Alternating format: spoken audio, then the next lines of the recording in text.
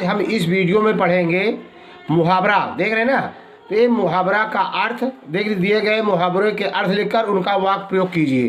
देख रहे हैं ना, पूरा मुहावरा का अर्थ जानेंगे, वाक्य प्रयोग जानेंगे और एनसीईआरटी की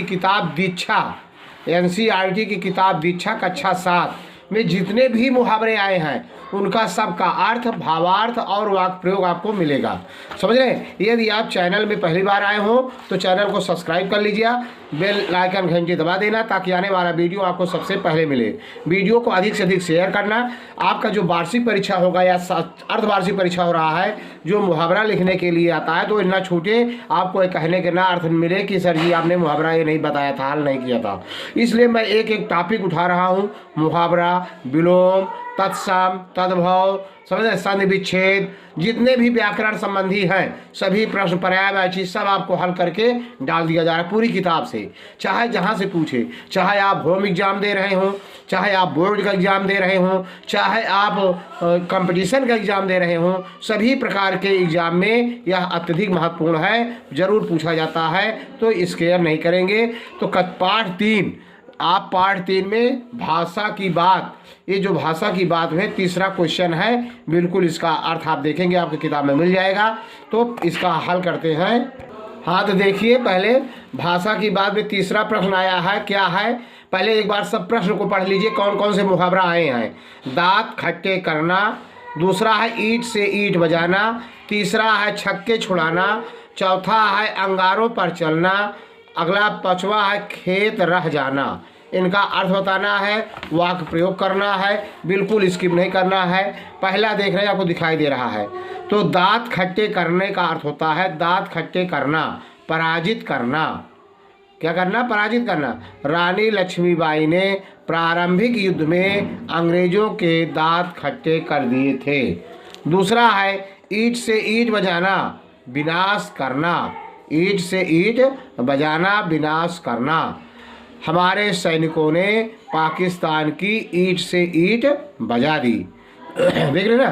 तीसरा, एक भी नहीं छोड़े, बहुत महत्वपूर्ण मुहावरा है, छक्के छुड़ाना, करारा जवाब देना। कारगिल युद्ध में भारतीय सैनिकों ने पाकिस्तानी सैनिकों के छक्के छुड़ा दिए थे। देख रहे ना। अगला है अंगारों पर चलना, जोखिम से भरे काम करना। अंगारों पर चलना का अर्थ होता है जोखिम से भरे काम करना। फिर देश की आज़ादी के लिए क्रांतिकारी अंगारों पर चलते थे बेहिचक। खेत रह जाना, 5वां है खेत रह जाना, रणभूमि में मारा जाना। खेत रह जाना, रणभूमि में मारा जाना। चीन की लड़ाई में हमारे सैकड़ों जवान खेत रहे। देख रहे ना। अगला क्वेश्चन देखते हैं किस पाठ में है। तो अगला है छठा पाठ। आपके किताब में छठा पाठ जब देखेंगे क्वेश्चन नंबर 2 भाषा की बात में आप पाएंगे। तो देखते हैं।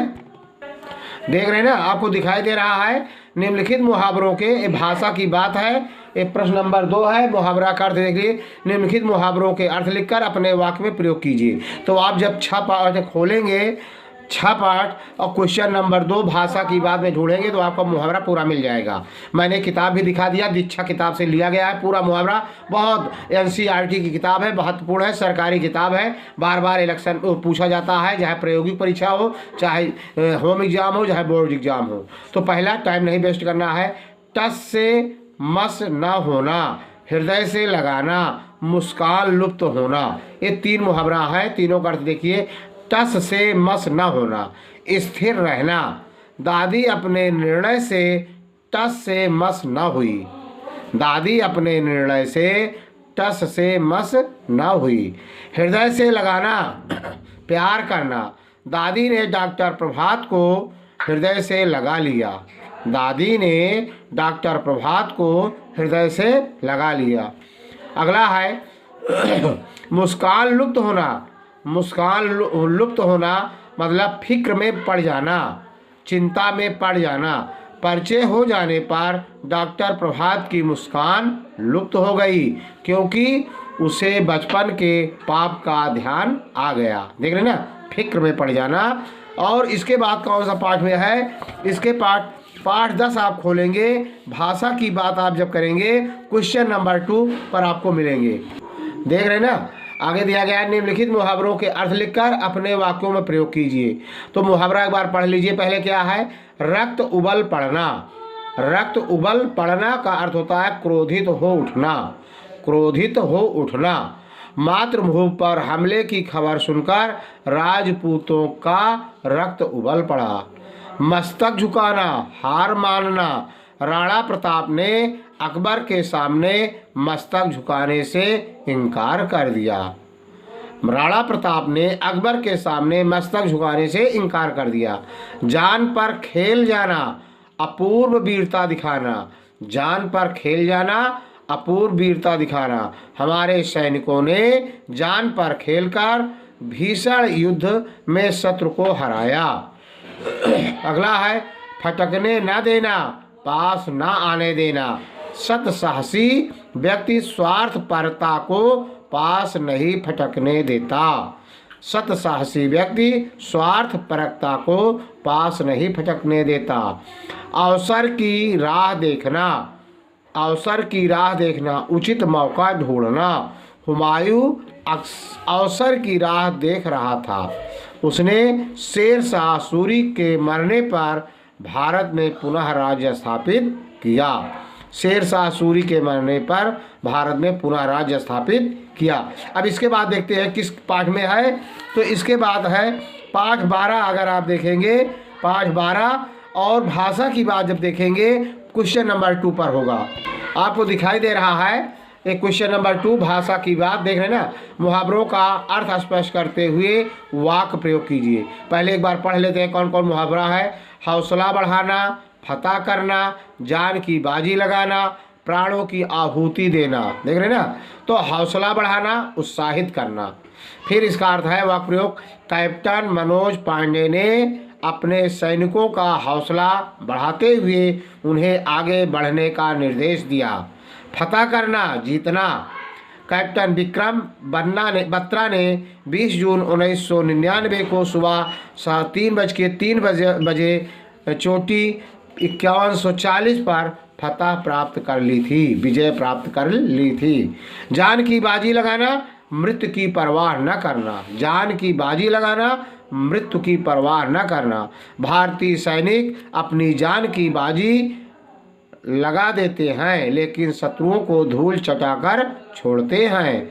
अगला है प्राणों की आहुति देना, जान दे देना। कारगिल युद्ध में अनेक सैनिकों ने अपने प्राणों की आहुति देकर देश की लाज बचाई। देख रहे हैं, इस तरह पांचवें होगा। अब अगला देखते हैं किस पांचवें है। तो 14 पाठ खोलेंगे, जब भाषा की बात करेंगे तो पहला क्वेश्चन ही मिलेगा आपको मुहावरा। आपको दिखाई दे रहा है ना, एनसीईआरटी की किताब में आपको मिलेगा। बिल्कुल आपको एनसीईआरटी किताब में दीक्षा 10 मतलब एनसीईआरटी किताब है। बहुत कंपटीशन में पूछे जाते हैं मुहावरे। बिल्कुल यही सब किताब से हर जगह आता है। बिल्कुल तैयारी कर लीजिए। समझ आए आप, जो आप चाहे छमाही एग्जाम दे रहे हो, चाहे सालाना, चाहे आप कॉम्पिटिटिव एग्जाम दे रहे हो।